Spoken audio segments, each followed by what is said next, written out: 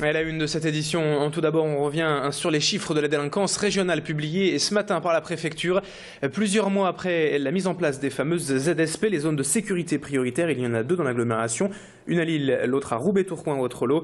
Eh bien, le préfet a donc présenté des chiffres plutôt encourageants pour les 6 derniers mois, notamment avec une baisse significative des trafics de stupéfiants.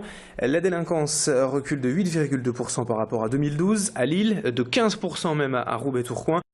Mais le principal point noir de cette annonce, c'est tout de même la sérieuse recrudescence des cambriolages dans le département du Nord, avec une hausse depuis le mois de janvier de près de 15%.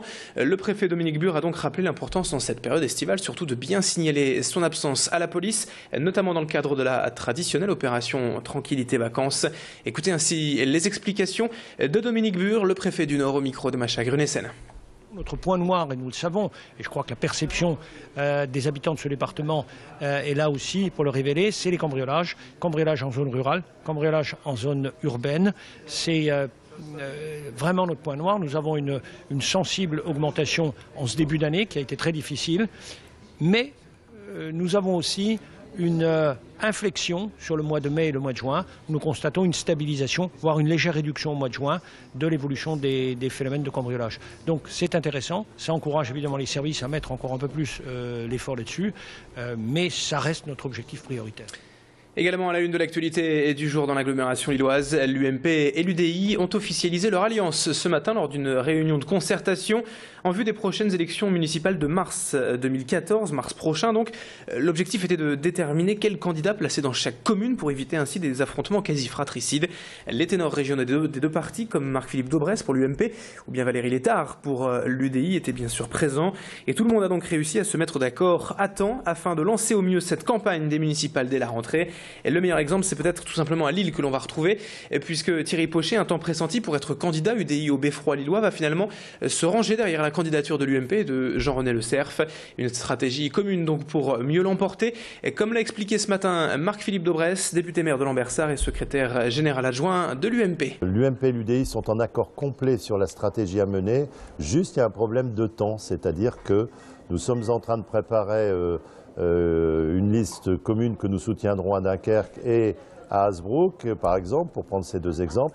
Mais l'annonce se fera au mois de septembre, d'abord pour que nos instances valident la stratégie que nous proposons et ensuite pour que les candidats se soient mis d'accord sur l'ordre de la liste. Voilà, c'est aussi bête que ça. Et ce n'est pas lié à un problème UMP ou UDI. Nous partageons la stratégie, on l'annoncera juste en septembre, on fait un peu de teasing. Et dans le reste de cette édition à présent sur Grand Lille TV et à la veille du week-end du 14 juillet, on va parler des routes avec ce premier grand week-end de départ et peut-être même déjà un chassé-croisé sur les routes.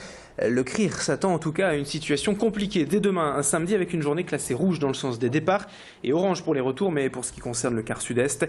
Il est d'ores et déjà conseillé d'éviter de prendre l'autoroute A1 vers le sud en travaux cet été, donc forcément en chargé demain. Le CRIR conseille plutôt de prendre la route dimanche, journée classée verte partout dans les deux sens. Et puis ce week-end, avec la chaleur, il est conseillé également de faire des pauses plus fréquentes, de s'hydrater régulièrement. Il est également recommandé de bien vérifier la pression des pneus, dont le risque d'éclatement augmente avec la chaleur.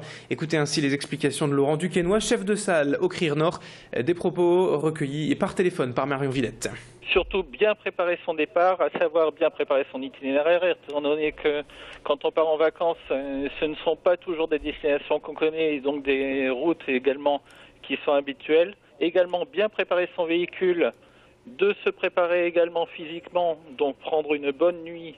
Également prévoir quelques bouteilles d'eau dans le véhicule, notamment pour le conducteur, mais également pour les passagers.